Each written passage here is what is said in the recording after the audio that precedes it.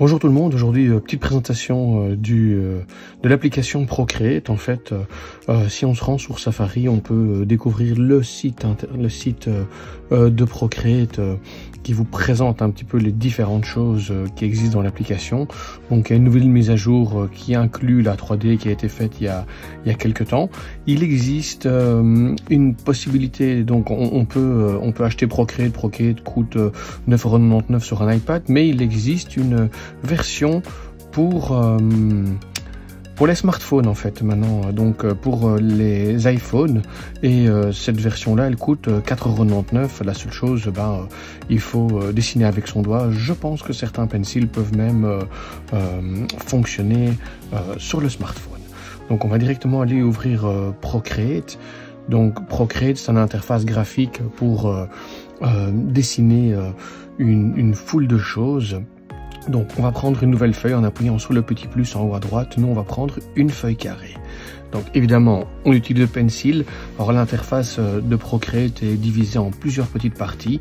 Premièrement ici vous avez les brushes ou les pinceaux, c'est une bibliothèque de pinceaux. Donc vous avez quand même une série impressionnante. Il y a plus de 200 pinceaux différents ou 200 brushes différents. En fonction qu'on change de catégorie, on change de pinceau. On va rester dans la calligraphie en ligne simple pour commencer. Évidemment, il faut choisir une couleur. Dans la roue des couleurs, on peut choisir aisément une couleur. Hop, il ne faut pas oublier de bouger la petite roue au centre pour choisir si on est dans le clair ou dans le foncé. Voilà. Et puis, on prend son pencil et simplement, on peut tracer. Alors, sur le côté gauche, vous avez la possibilité de changer la taille de votre pinceau. Si on le met à 100%, le trait est beaucoup plus gros. Si on le descend proche de 1%, il va être assez fin. Juste en dessous, on a l'opacité du trait. Donc, si on est à 100%, on est opaque à 100%. Si on descend aux environs de 50, ça devient déjà nettement plus clair. Si on descend encore plus bas, au niveau de 10, on le voit pratiquement plus. 0 déconseillé, évidemment, sinon vous ne voyez plus votre trait. Alors, juste à côté, très important aussi à utiliser, c'est la petite gomme. Alors la petite gomme, elle vous permet de gommer des parties. On peut changer la taille de la gomme et gommer nettement plus petit. On peut aussi changer l'opacité de la gomme et ça vous gomme avec un petit halo.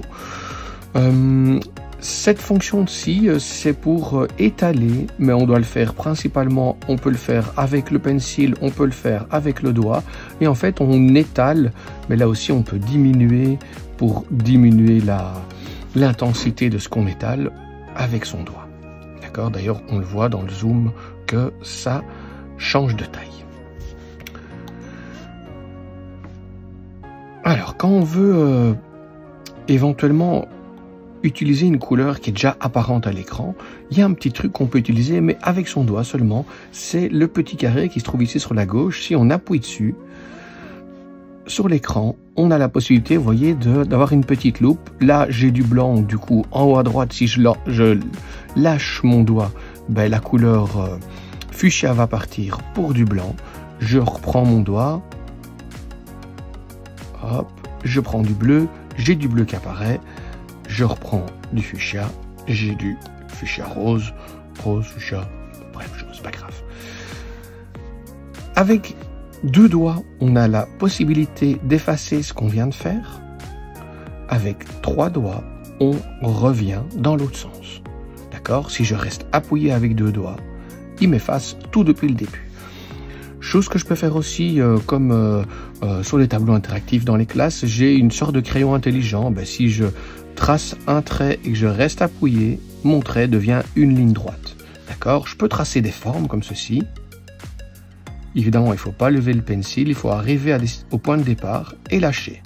Vous voyez qu'au-dessus, on a la possibilité de modifier la forme. J'ai quadrilatère, rectangle, carré. Ils se sont un petit peu trompés dans la traduction parce que le rectangle est un réel carré et le carré est un rectangle. C'est pas grave, c'est une question de traduction. C'est une application qui est à l'origine en anglais mais qui est traduite dans 15 langues si je ne m'abuse. On peut faire des lignes brisées et vous voyez qu'il y a des petits points. Grâce aux petits points, on peut changer la forme et la dimension. Ça va ?